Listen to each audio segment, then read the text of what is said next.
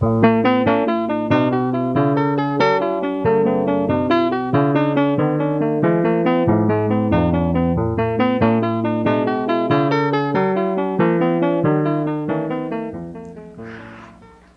time we took a look at an explicit control evaluator for Lisp, and that bridged the gap between all of these high-level languages like Lisp and the query language and all of that stuff, bridged the gap between that and a conventional register machine.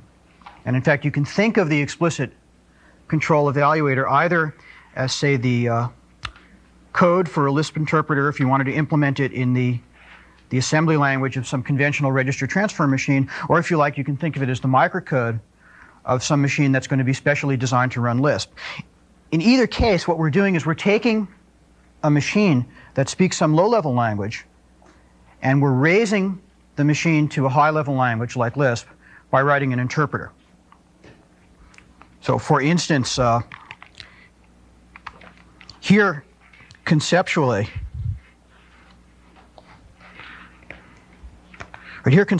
is a special purpose machine for computing factorials.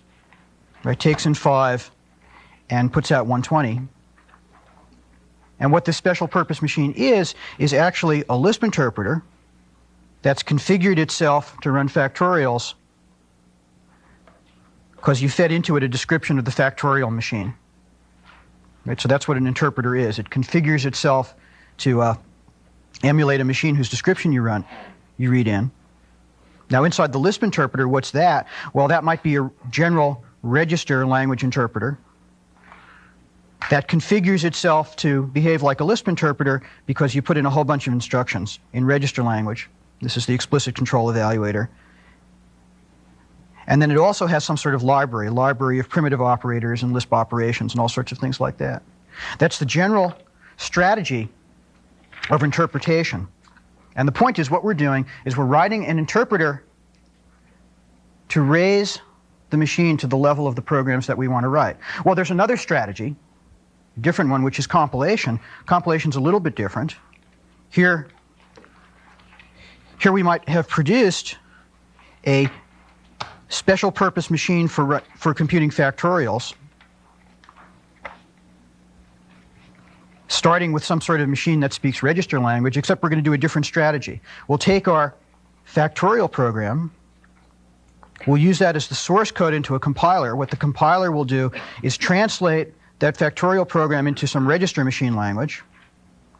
And this will now be not the explicit control evaluator for Lisp. This will be some register language for computing factorials.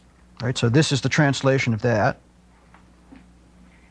That will go into some sort of loader, which will combine this code with code selected from the library to do things like primitive multiplication. And then we'll produce a load module, which configures the register language machine to be a special purpose factorial machine. Right, so that's a different strategy. In interpretation, we're raising the machine to the level of our language, like Lisp. In compilation, we're taking our program and lowering it to the language that's spoken by the machine. Well, how do these two strategies compare? The compiler can produce code that will execute more efficiently. The essential reason for that is that if you think about the register operations that are running, right, the interpreter has to produce register operations which in principle are going to be general enough to execute any Lisp procedure. Whereas the compiler only has to worry about producing a special bunch of register operations for doing the particular Lisp procedure that you've compiled. Or another way to say that is that the interpreter is a general purpose simulator that when you read in a Lisp procedure, then can simulate the program described by that procedure. So the interpreter is worrying about making a general purpose simulator, whereas the compiler, in effect, is configuring the thing to be the machine that the interpreter would have been simulating. So the compiler can be faster. Okay.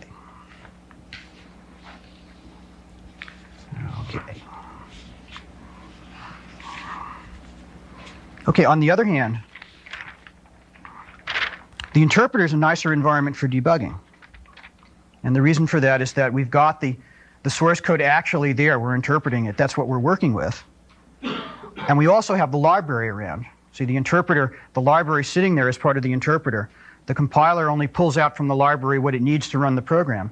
So if you're in the middle of debugging, and you might like to write a little extra program to examine some runtime data structure, or to produce some computation that you didn't think of when you wrote the program, the interpreter can do that perfectly well, whereas the compiler can't. So they're sort of dual advantages. The compiler will produce code that executes faster. The interpreter is a better environment for debugging. And most Lisp systems end up having both. End up being configured so you have an interpreter that you use when you're developing your code. Then you can speed it up by compiling. And very often you can arrange that compiled code and interpreted code can call each other. And we'll see how to do that. That's not hard. OK. In fact, the way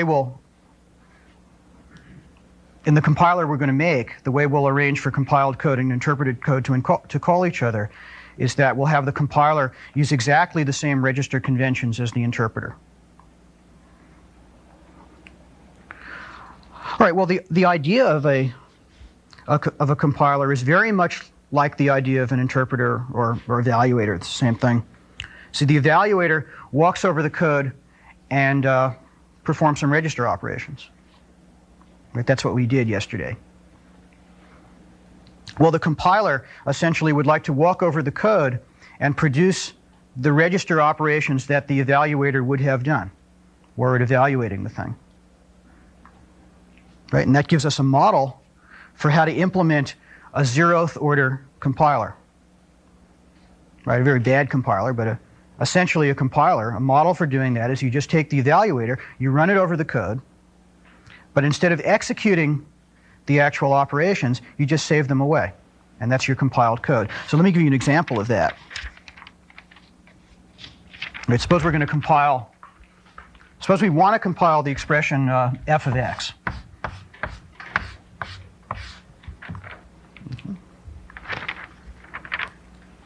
So let's assume that we've got f of x in the x register and something in the environment register. And now imagine starting up the evaluator.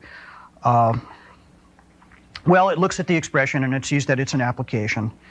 And it branches to a place in the evaluator code we saw called EV application. And then it stores away the operands in unev, and then it's going to put the operator in exp, and it's going to go recursively evaluate it. That's the process that we walked through. And if you start looking at the code, you start seeing some register operations. You see assign to unev the operands, assign to exp the operator, save the environment, generate that, and so on. Well, if we look on the overhead here, right, we can see those operations starting to be produced. Here's sort of the first real operation that the evaluator would have done. It pulls the operands out of the exp register and assigns it to unev. And then it assigns something to the expression register, and it saves continue, and it saves in. And all I'm doing here is writing down the register assignments that the evaluator would have done in executing that code, and you can zoom out a little bit. Altogether, there are about 19 operations there. And this will be the piece of code up until the point where the evaluator branches off to apply dispatch. And in fact, in this compiler, we're not going to worry about apply dispatch at all. We're going to have both interpreted code and compile code. Always evaluate procedures, always apply procedures by going to apply dispatch. And that will easily allow interpreted code and compiled code to call each other. Okay. Well, in principle, that's all we need to do. Right? You just run the evaluator. See, the compiler is a lot like the evaluator. You run it, except it stashes away these operations instead of actually executing them. Well, that's not quite true. There's only one little lie in that. What you have to worry about is if you have a predicate, right? If you have some kind of test you want to do, obviously at the point when you're compiling it, you don't know which branch of a conditional like this you're going to do. Right? So you can't say which one the evaluator would have done. So all you do there is very simple. You compile both branches. So you compile a structure that looks like this. That'll compile into something that says the code for P, and it puts its result in, say, the val register. So you walk the interpreter over the predicate and make sure that the result would go into the val register. And then you compile an instruction that says branch if val is true to a place we'll call label 1.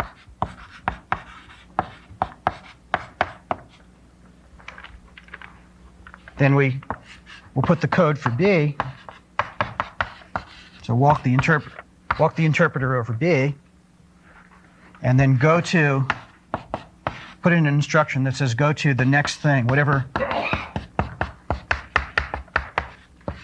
was supposed to happen after this thing was done. You put in that instruction, and here you put label 1, and here you put the code for A.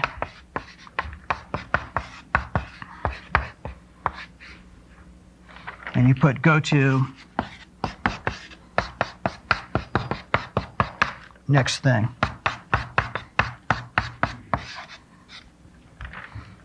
Okay. So that's how you treat a conditional. You generate a little block like that. And other than that, this zeroth order compiler is the same as the evaluator. It's just stashing away the instructions instead of executing them. That seems pretty simple, but we've gained something by that. See, already that's going to be more efficient than the evaluator. Because if you watch the evaluator run, it's not only generating the register operations we wrote down, it's also doing things to decide which ones to generate. So the very first thing it does, say here, for instance, is go do some tests and decide that this is an application. And then branch off to the place that handles applications. In other words, what the evaluator is doing is simultaneously analyzing the code to see what to do and running these operations. And if you run the evaluator a million times, that analysis phase happens a million times. Whereas in the compiler, it's happened once, and then you just have the register operations themselves. Okay, that's a zeroth order compiler, but it is a wretched, wretched compiler. It's really dumb. All right, let's go back and look at this overhead. So look at some of the operations this thing is doing. We're supposedly looking at the operations and interpreting f of x. Now look here what it's doing. For example, here, it assigns to exp the operator in fetch of exp. But see, there's no reason to do that because the compiler knows that the operator of fetch of exp is f right here. So there's no reason why this instruction should say that. It should say, well, assign to exp f. Or in fact, you don't need exp at all. There's no reason it should have exp at all. What did exps get used for? Well, if we come down here, we're going to assign to val, look up the stuff in exp in the environment. So what we really should do is get rid of the exp register altogether and just change this instruction to say assign to val, look up the variable value of the symbol f in the environment. Similarly, back up here, we don't need unev at all because we know what the operands of fetch of exp are for this piece of code. It's the list x. So in some sense, you don't want unev and exp at all. See, what they really are, in some sense, those aren't registers of the actual machine that's supposed to run. Those are registers that have to do with arranging the thing that can simulate that machine.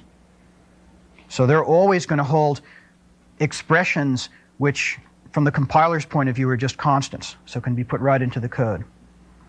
So you can forget about all the operations worrying about exp and unev and just use those constants. Similarly, again, if we go back and look here, there are things like assign to continue eval args. Now that has nothing to do with anything. That was just the evaluator keeping track of where it should go next,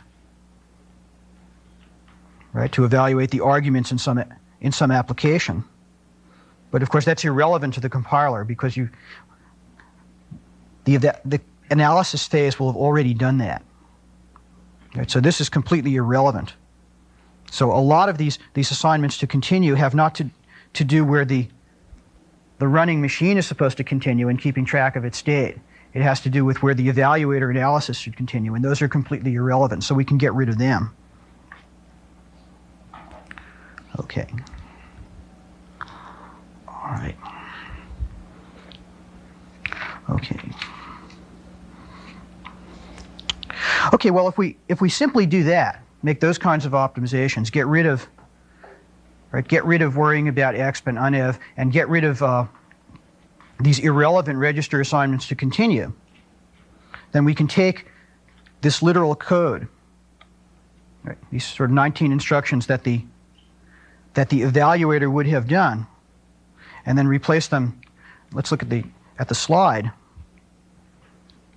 Right, replace them by, we get rid of about half of them.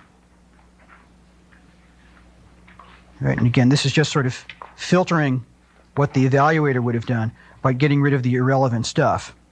And you see, for instance, here where the evaluator said assign val, look up variable value, fetch of x, here we have put in the constant f. Here we've put in the constant x. Okay. So there's a little better compiler. It's still pretty dumb. It's still doing a lot of dumb things. And again, if we go look at the slide again, look at the very beginning here. We see a save the environment, assign something to the val register, and restore the environment. Where'd that come from? That came from the evaluator back here saying, oh, I'm in the middle of evaluating an application. So I'm going to recursively call eval dispatch. So I'd better save the thing I'm going to need later, which is the environment. This was the result of recursively calling eval dispatch. It was evaluating the symbol f in that case. Then it came back from eval dispatch, restored the environment.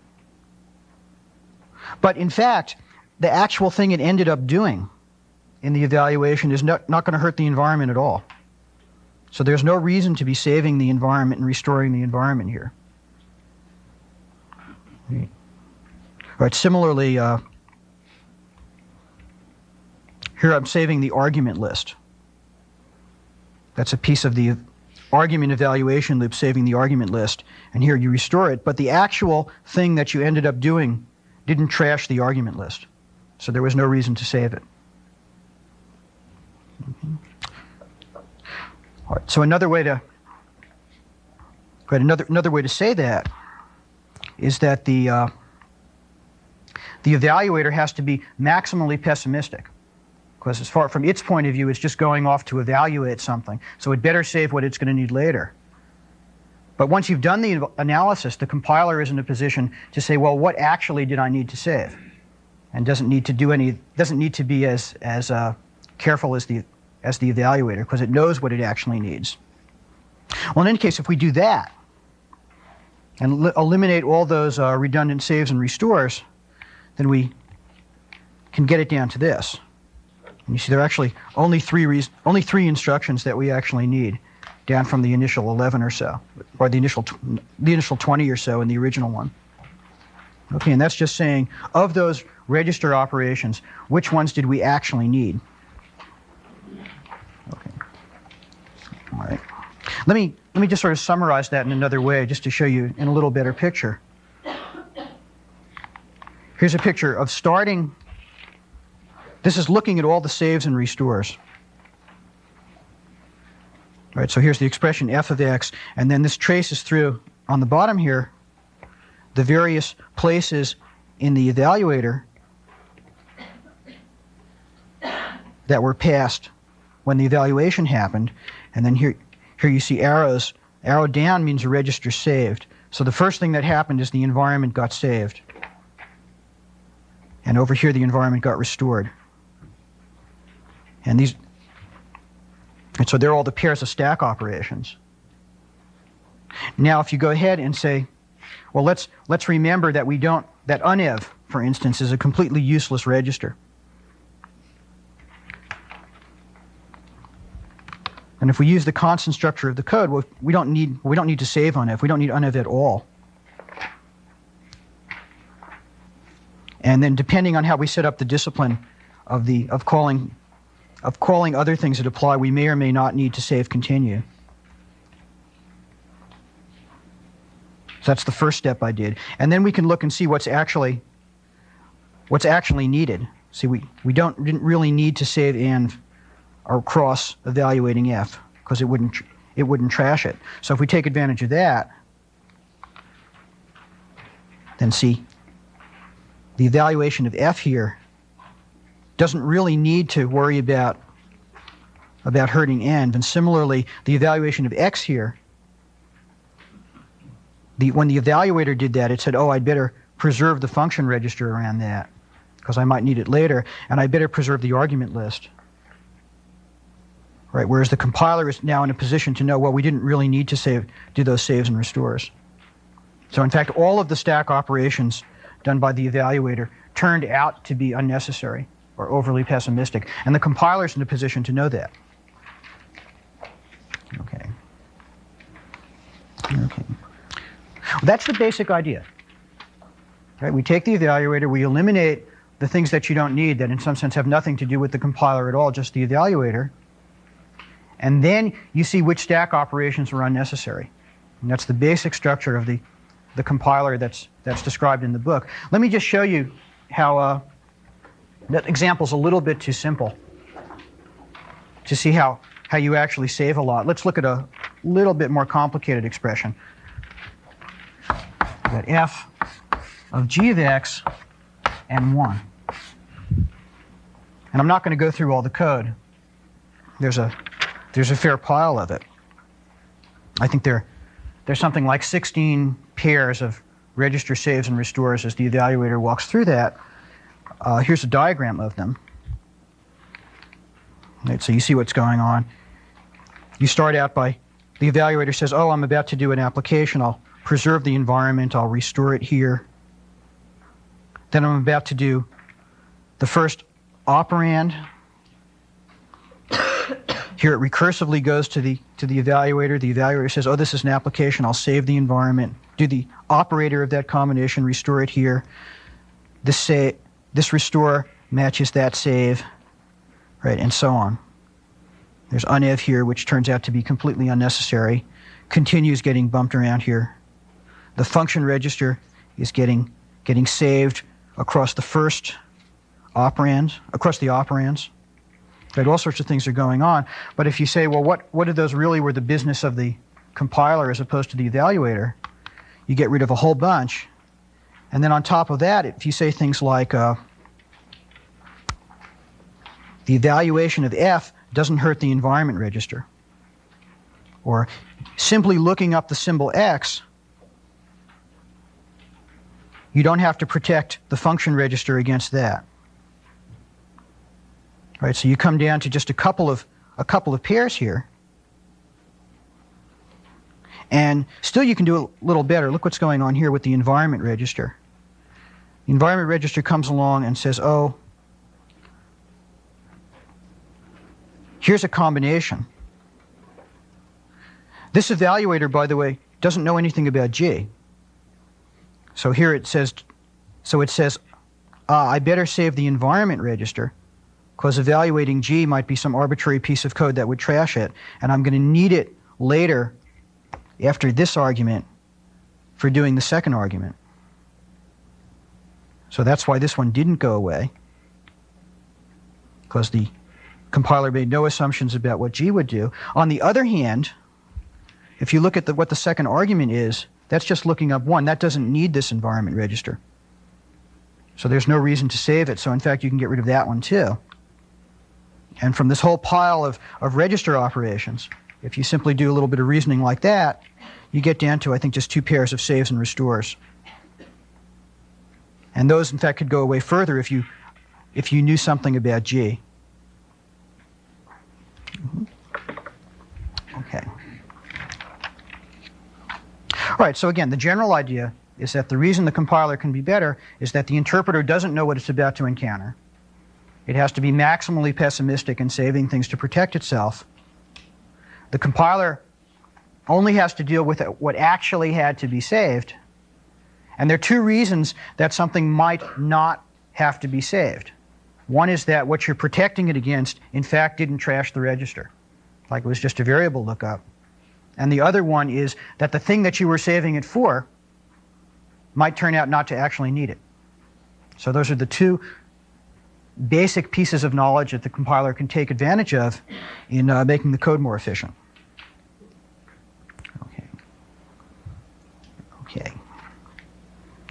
Okay, let's break for questions.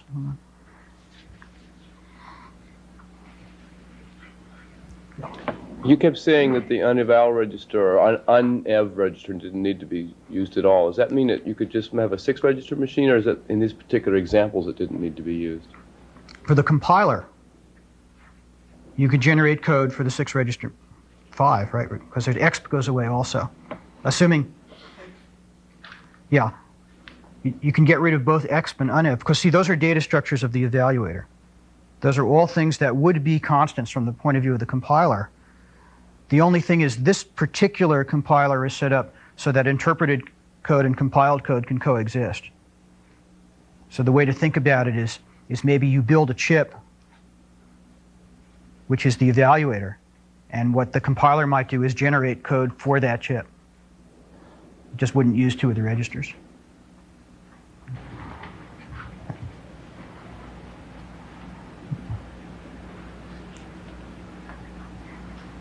All right, let's take a break.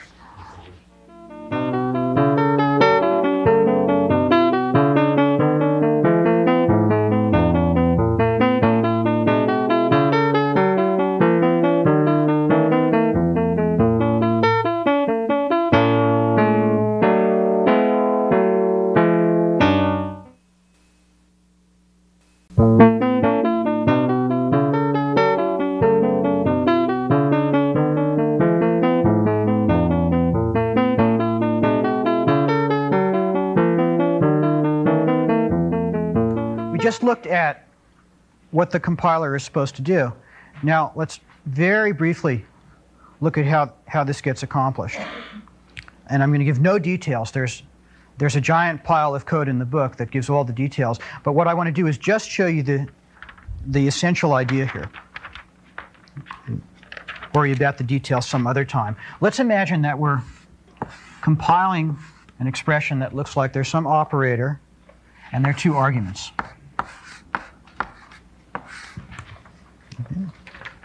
Now what's the code that the compiler should generate? Well, first of all, it should recursively go off and compile the operator. So it says, I'll compile the operator, and where I'm going to need that is to be in the function register eventually. So I'll compile some instructions that'll compile the operator and end up with the result in the function register.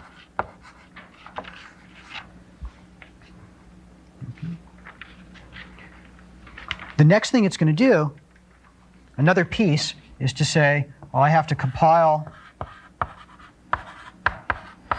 the first argument, so it calls itself recursively. And let's say the result will go into val.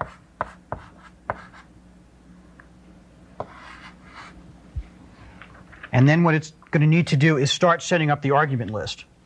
So it'll say assign to argle const fetch, so it generates this literal instruction, fetch a val onto empty list. Okay. However, and it might have to work. When it gets here, it's going to need the environment. It's going to need whatever environment was here in order to do this evaluation of the first argument.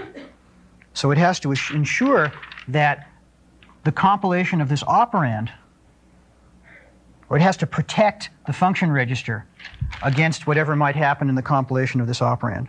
So it puts a note here and says, oh, this piece should be done preserving the environment register. Similarly here, after it gets done compiling the first operand, it's going to say, I better compile, I'm going to need to know the environment for the second operand. So it puts a little note here saying, yeah, this is also done preserving env. Right, now it goes on and says, well, the next chunk of code is the one that's going to compile the second argument, and let's say it'll compile it with a targeted to val, as they say. And then it'll generate the literal instruction building up the argument list. So it'll say assign to argle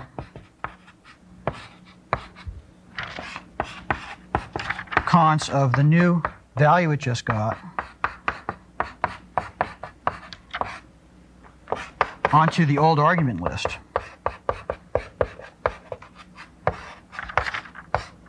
However, in order to have the old argument list, it better have arranged that the argument list didn't get trashed by whatever happened in here.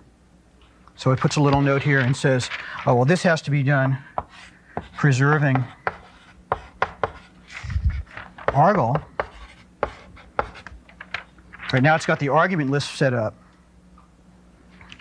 and it's all ready to go to apply dispatch,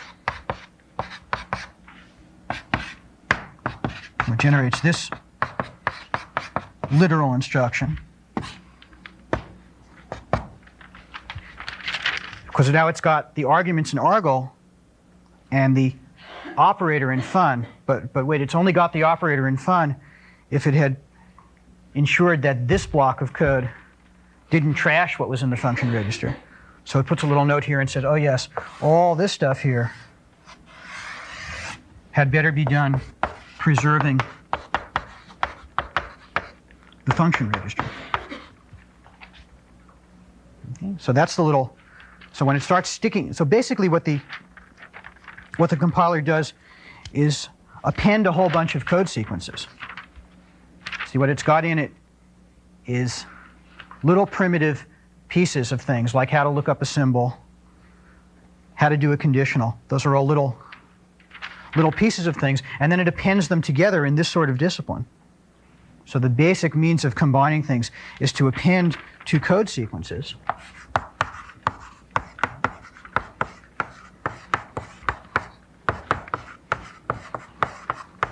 That's what's going on here. And it's a little bit tricky. The idea is that it appends two code sequences, taking care to preserve a register. So the actual append operation looks like this. What it wants to do is say if, here's what it means to append two code sequences. So if sequence 1 needs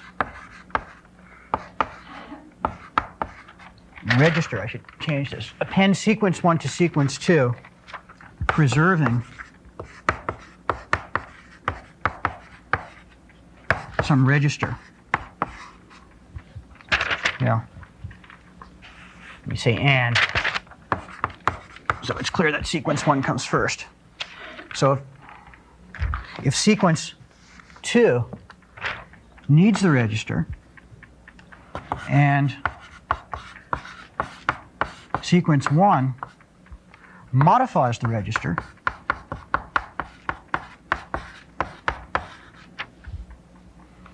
then the instructions that the compiler spits out are save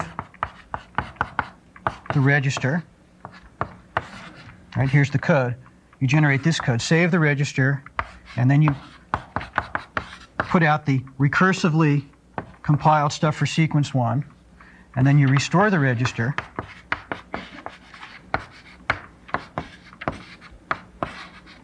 and then you put out the recursively compiled stuff for sequence 2. Right, that's in the case where where you need to do it. Sequence 2 actually needs the register, and sequence 1 actually clobbers it. All right, so that's sort of if. Otherwise, all you spit out is sequence 1 followed by sequence 2. All right, so that's the basic operation for sticking together these bits of code fragments, these bits of instructions, into a sequence. And you see, from this point of view, the difference between the interpreter and the compiler, in some sense, is that where the compiler has these preserving nodes and says, maybe I'll actually generate the saves and restores and maybe I won't, the interpreter, being maximally pessimistic, always has a save and restore here. That's the essential difference. Okay? Well, in order to do this, of course, the compiler needs some theory of what code sequences need and modify registers. So the tiny little fragments that you put in, like the basic primitive code fragments, say, what are the operations that you do when you look up a variable? Right? What are the sequence of things that you do when you compile a constant or apply a function? Those have little notations in there about what they need and what they modify. So the bottom level data structures, well, let's say this, a code sequence to the compiler looks like this. It has the actual sequence of instructions,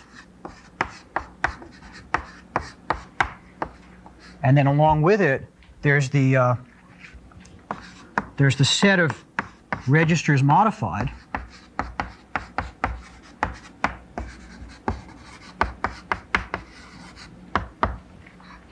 and then there's the set of registers needed.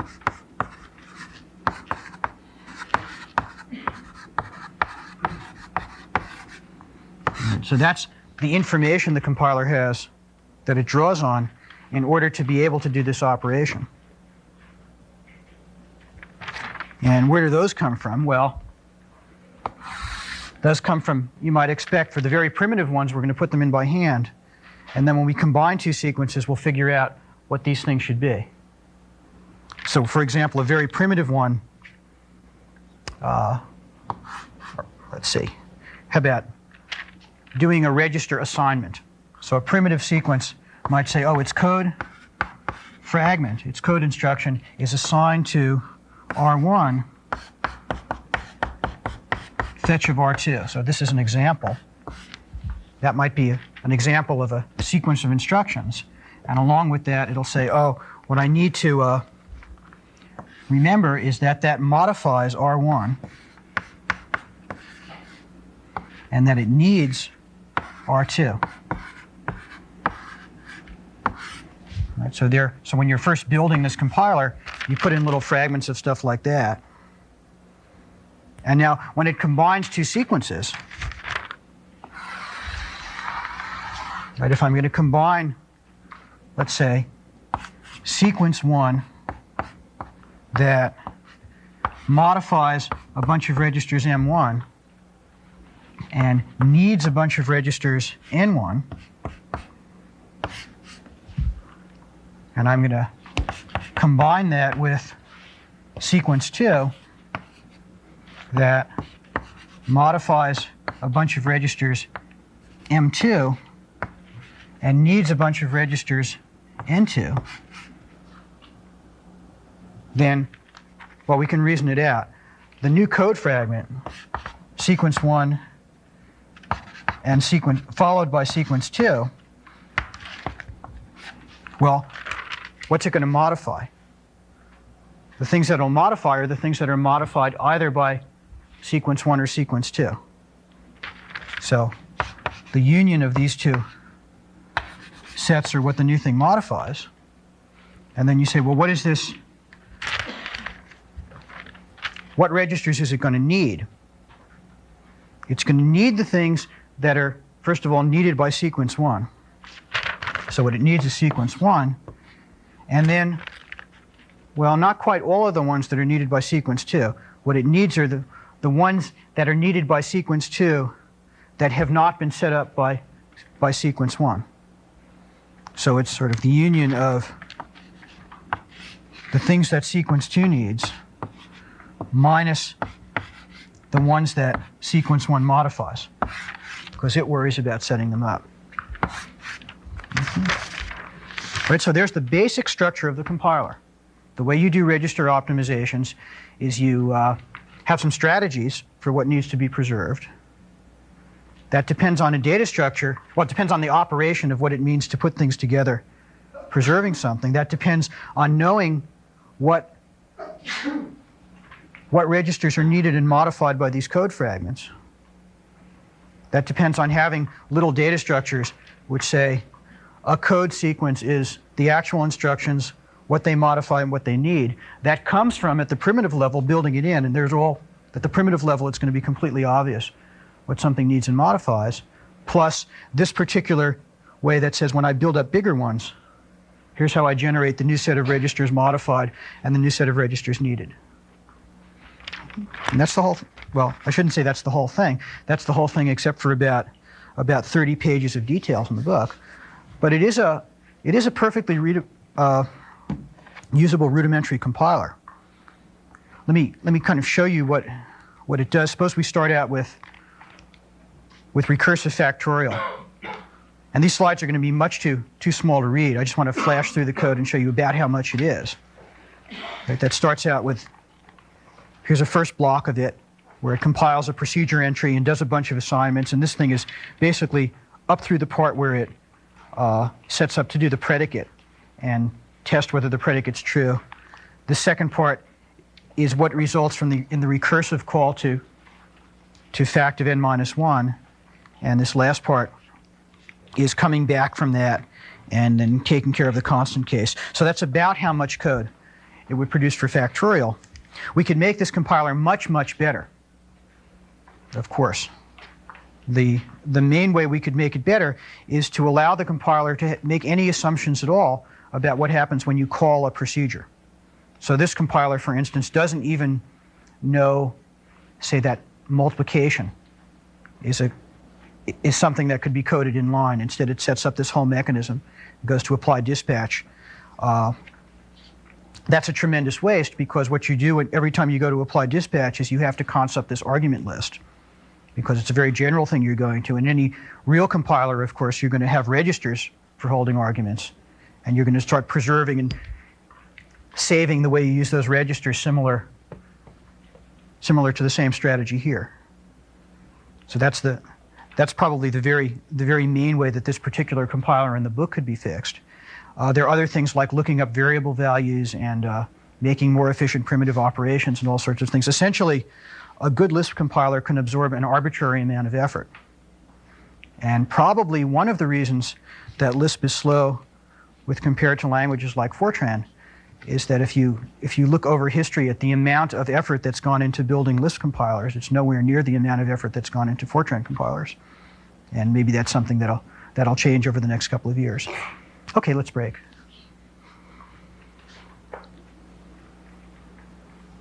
Questions? One of the very first classes, I don't know if it was during class or after class, you showed me the say add addition has a primitive that we don't see, ampersand add or something like that. Is that because if you're doing inline code, you'd want to just do it for two? You can just do it for two operands. But if you had more operands, you'd want to do something special. Yeah, you're looking at in the actual scheme implementation, there's a plus, and a plus is some operator. And then if you go look inside the code for plus, you see something called, I forget, ampersand plus or something like that. And what's going on there is that particular kind of optimization. Because, see, general plus takes an arbitrary number of arguments. So the most general plus says, oh, if I have an argument list, I'd better const it up in some list and then figure out how many there were, something like that. That's terribly inefficient, especially since most of the time you're probably adding two numbers. You don't want to really have to const this argument list. So what you'd like to do is build the code for plus with a bunch of entries. So most of what it's doing is the same. However, there might be a special entry that you'd go to if you knew there were only two arguments. And those you'll put in registers. They won't be in an argument list, and you won't have to const. And that's how a lot of these things work. Okay, let's take a break.